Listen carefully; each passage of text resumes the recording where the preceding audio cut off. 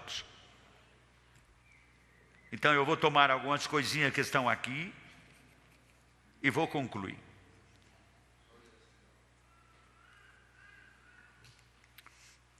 Ouça bem.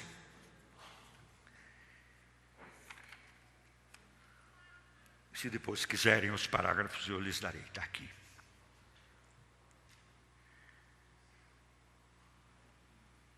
Vamos trazer à nossa memória. Me dei mais 10 minutos. Seja sincero. Examinemos um pouco em nossas mentes, em nossas memórias, na reserva do nosso espírito, naquele canal chamado memória. E vamos estudar um pouquinho só, talvez uns minutinhos, o que tem acontecido nos últimos anos com as nossas vidas cristãs. Em tempo algum, não importa se não possamos recordar tudo, preste bem atenção, nada sobrenatural, nada que veio da parte de Deus não foi primeiro vindicado na palavra para que o homem não ficasse inexcusável. Deus não obriga ninguém. Deus nunca enviou, como sabemos, nenhuma pessoa ao inferno. Nenhuma pessoa foi enviada ao inferno por ordem expressa de Deus. Isso foi dito pelo profeta de Deus. Parece que ficamos distraídos, insensíveis, distantes. Aqui está a Escritura. Nos convém atentar com mais diligência para as coisas que já temos ouvido. Isso não é outra coisa senão uma advertência. Ninguém está obrigado a fazer isso. Mas como Deus então nos julgaria se primeiro não nos advertisse? Se Ele nos advertiu, então nós escutamos. Naquele dia, diz o mensageiro, ele não querá saber se você entendeu ou não. Ele sabe se você entendeu ou não. Então, meu irmão, o homem, cada vez que Deus fez algo sobrenatural, Ele sempre mostrou ao homem para que o homem tivesse que se basear na sua palavra. Por isso o sobrenatural vindica a palavra, dá as escrituras, mostra o dia e sua mensagem. A manifestação prova. Depois, o que poderia suceder? Quando começamos a analisar a nós mesmos e ser tão sinceros e rendido em oração, começavam a perguntar a Deus: Senhor, até onde eu tenho ido? Isto é, tenho eu obedecido a Tua palavra? Ou simplesmente, Senhor, eu tenho deixado para amanhã fazer isso e aquilo que eu bem sei que devo fazer agora? O mensageiro disse: não deixe para amanhã o que você pode fazer hoje. Então, meu irmão, ele até exemplifica algo muito interessante, porque ele diz que você, ou eu, ou todos nós, quando vamos a algum lugar a comer, e se a coisa não está limpa, e se não tem um aspecto que está higiênico, você se assenta ali e de repente vem na comida algo que você sabe que contaminou. Você não faria isso. Isto é, comer. Você sabe que aquilo lhe faria dano. Você sabe que aquilo traria consequência. Mas é porque estamos cuidando demasiado deste exterior. Mas isto não vai herdar o reino de Deus. A nossa alma, se pecar, ela morrerá. E aí deixamos que a nossa alma se lambuze com uma porção de coisas, mesmo professando crer na mensagem da hora. Simplesmente nos damos ao prazer de muitas vezes estar pondo nos nossos olhos, ou até participar de coisas que entristecem o Espírito de Deus. Em algum lugar, meu irmão, esta alma terá que ir. Se isto subir assim como está, rasgado, amarelado, e cair, quando voltar, será exatamente igual. Se nós partirmos sem nos dar conta de como estamos, como podemos responder diante daqueles olhos de fogo? Gostamos muito de ser estimulados e assim deve ser, mas temos que começar a prestar atenção. Como escaparemos nós se não dermos ouvido a esta mensagem? Se não dermos ouvido a isso que já nos foi ensinado, a isso que está tão claro, porque não há uma só trisca, uma só parte na mensagem da hora que tenha trevas. Não há. A mensagem é pura luz. Não há nada errado.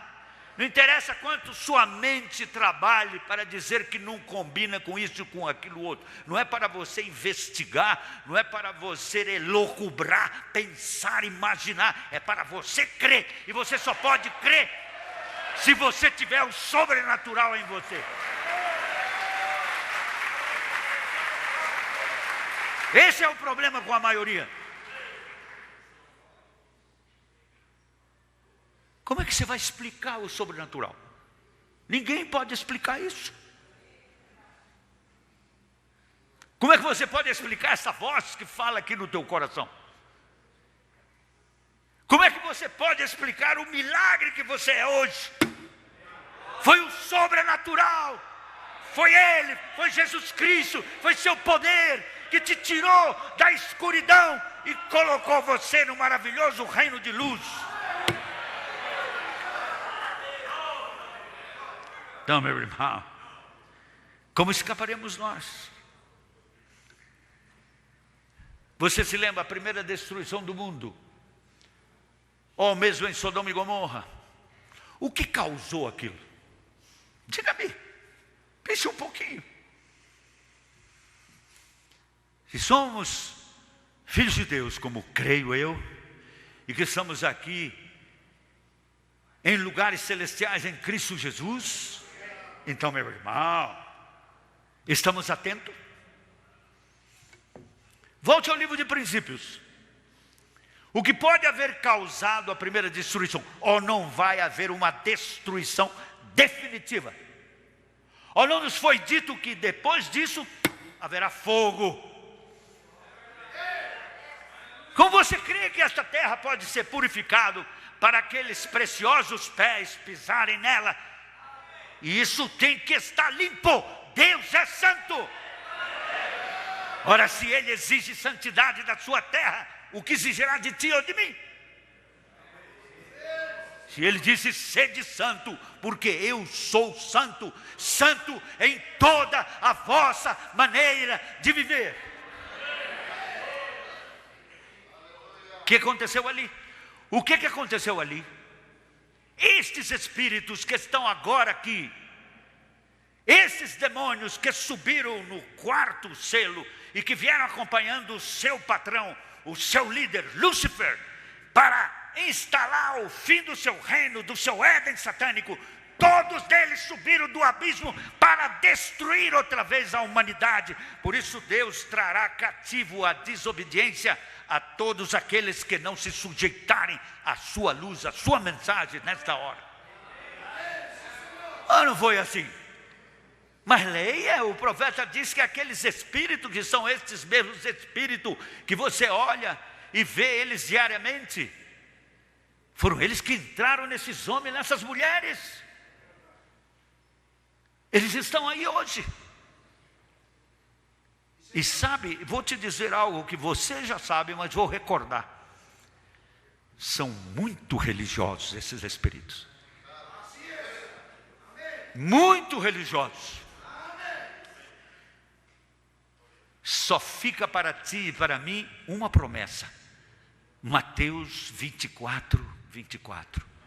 E ai de nós que não tivéssemos essa promessa, porque Jesus disse, se não abreviar aqueles dias, nenhuma carne será salva. Então ele estava olhando para ti e para mim. Ele estava olhando em seu álbum de família. Ele estava olhando aonde está esse ou aquele. Então tu que estás aqui no meu álbum de família, não pode ser enganado. Não importa quanto o diabo trate, depois que descer aqui, porque enquanto estiver aqui há muita dúvida, muito raciocínio, mas quando for estabelecido aqui, é impossível. Porque essa pessoa, que é Jesus Cristo, o Espírito Santo, que é um trabalho, que é uma ação, esta mensagem estabelece no teu coração esta pessoa. Esse é o sobrenatural. E aí as coisas mudam por completo. Tudo passa a ser diferente. Então temos que nos analisar, temos que nos julgar a nós mesmos, para não sermos condenados com o mundo. Então o que foi? O que causou aquilo? A palavra diz que são os espíritos. Leia o livro de Judas, leia o livro de Pedro. Ali diz que foram aqueles espíritos. Por que o mensageiro vem e escancara, descobre a Satanás e através de demonologia explica como devemos nos portar e conhecer nosso inimigo? Satanás primeiramente mede força conosco. Quando ele vê que não há nenhuma força do seu poder, o poder de Deus, então ele vai ganhar a batalha imediatamente. Logo começa a atacar fisicamente, são as doenças. Mas Deus nos deu autoridade para pisar sobre os escorpiões e a serpente. Marcos 16 ainda é verdadeiro. Tanto é verdadeiro que está escrito aqui que o mesmo Deus confirmava a sua presença com sinais e prodígios e dons dados gratuitamente a seu povo.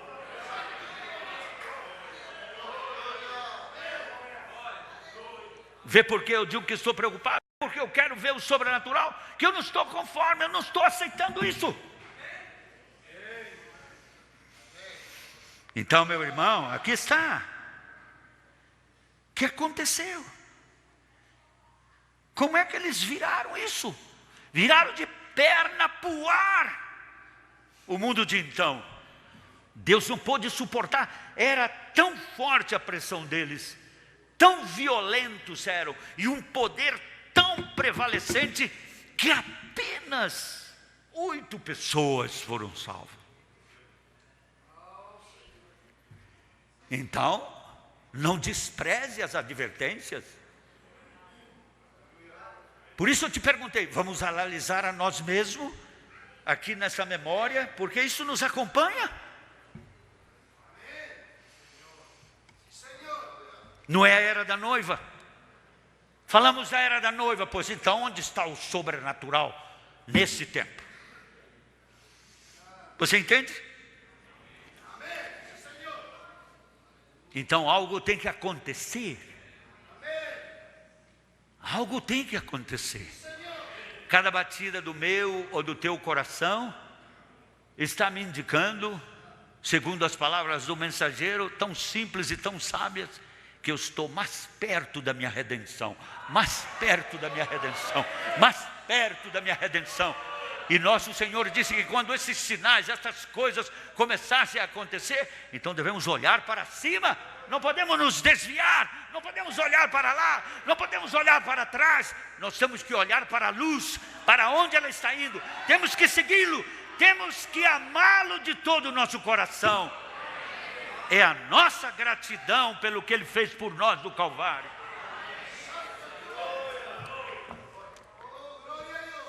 Sabe o que Deus está nos dizendo? Eu ainda sou o Deus Todo-Poderoso. Eu ainda sou o vosso curador. Eu ainda sou o vosso consolador. Eu ainda sou o mesmo ontem, hoje e eternamente. Temos que estar com isso. Eu quero ter isso. Eu quero estar consciente disso. Eu quero viver isso. Eu simplesmente não quero estar vivendo de palavras. Eu quero ver a ação desse Espírito em minha vida. Porque simplesmente que eu sou um ministro?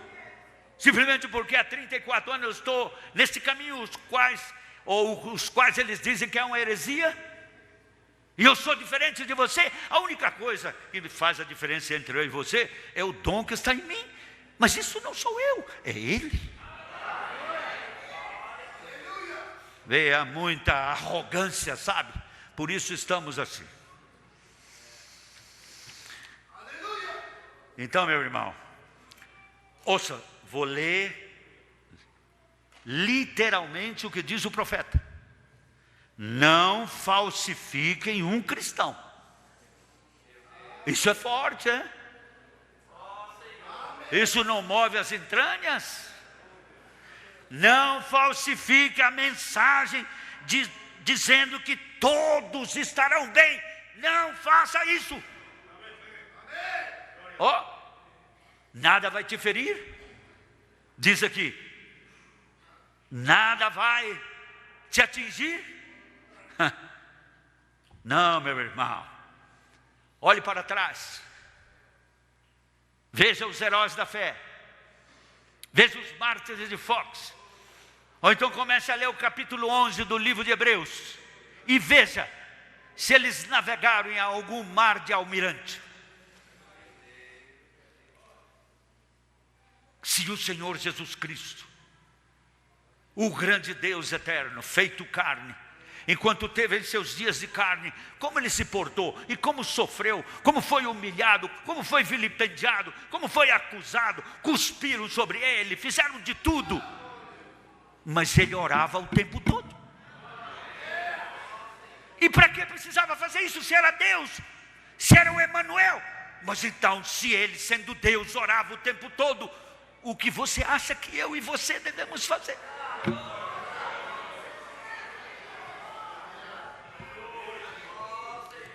O mensageiro diz aqui que Deus não prometeu nenhuma tranquilidade e prosperidade. A prosperidade afasta o homem de Deus. Mas Ele prometeu uma só coisa: sua graça.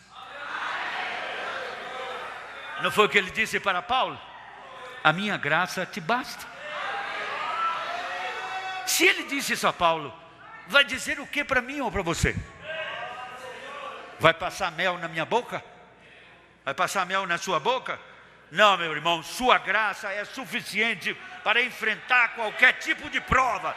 A sua graça é suficiente para consolar meu coração. Sua graça é suficiente para eu atender com mais diligência tudo aquilo que Ele tem falado através do seu mensageiro. Vou concluir com isso. 2 tipos, Abrão e Ló. Ambos eram religiosos. Chegou um momento que Abrão tinha que se separar. Preste atenção. Ele foi a uma parte mais alta, enquanto o seu sobrinho foi às partes mais baixas, que eram as mais belas, as campinas. Lá na parte mais alta não tinha internet, não tinha TV, não tinha shopping. Não vá crer que eu sou um legalista. Não tinha high school, não tinha tantas coisas.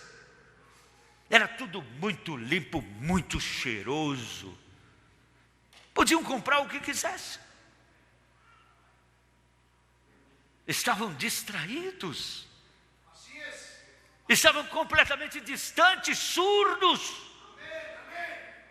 E não me diga que aquele homem não era um homem de coração bom, porque ele afligia o pecado daquele povo. Mas aonde estava o sobrenatural? Estava com ele. ou estava ali naquelas tendas lá de cima da montanha?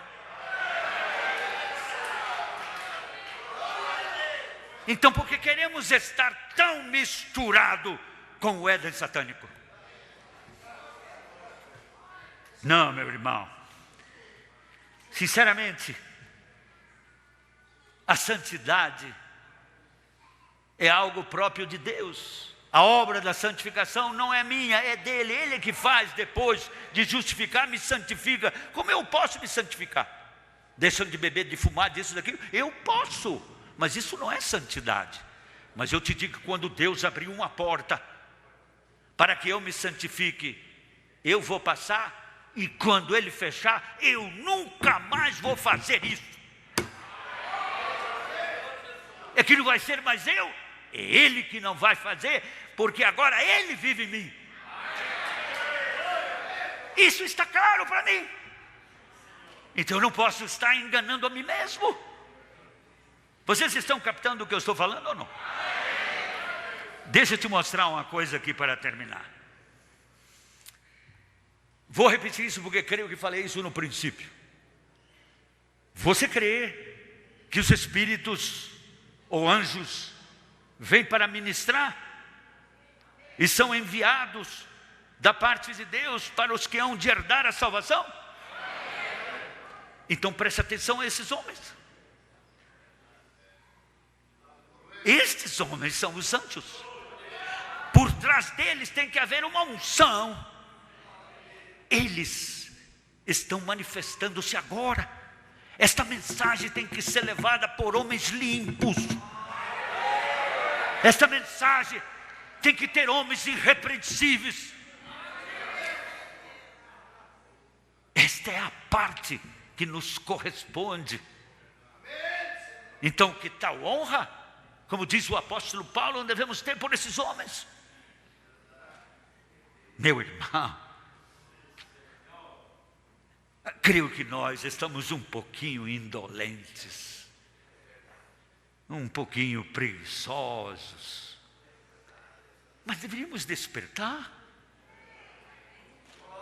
Será que esta voz do sétimo anjo, que é a voz de Deus, esse trovão, porque o trovão é a voz de Deus, será que isso não nos despertou?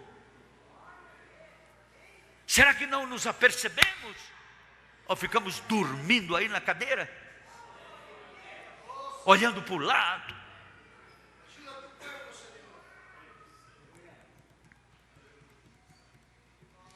Talvez você não tenha outro dia para fazer o que eu vou te pedir hoje. Eu não sei.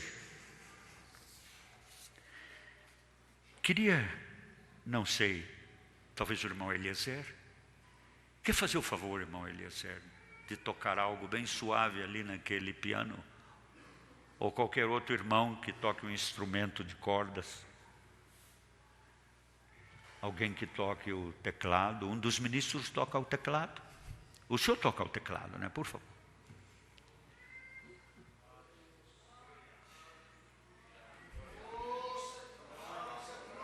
Escute, meu irmão. Eu vou pedir a vocês, não que não se mexam, vocês podem se mexer, mas que fechem seus olhos. Eu vou concluir, não é uma mensagem, eu apenas expus. Aí está o irmão Eliezer, irmão. Vou te dizer algo, é o que eu vejo, é o que eu sinto e penso que agora esta é a hora, e eu peço que o sobrenatural coroe esta reunião e vindique a palavra que aqui foi pregada pelos ministros.